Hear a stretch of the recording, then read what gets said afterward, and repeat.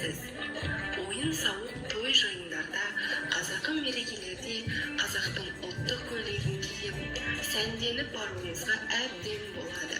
Қазақ халқының сұлулықпен үндескен жас бойжеткеннің бас киімі сөмкеле, қыздың дене бітімінің пішінін өте нәзік әрі сымбатты етіп көрсететіні анық. Қазақ халқының ұлттық киімдері сырт бейнесімен де, климаттық жағдайларға да қолайлылығымен де ерекшеленеді.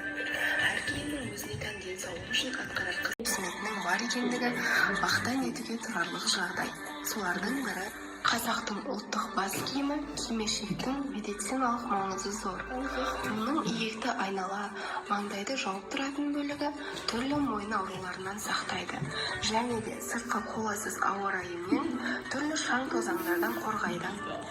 Сондай-ақ, жасөспірім бойжеткен мен әйел затының сұлулығын аша түсетін шолпы және шашбау әйел шашының өсуіне ықпалын тигізеді.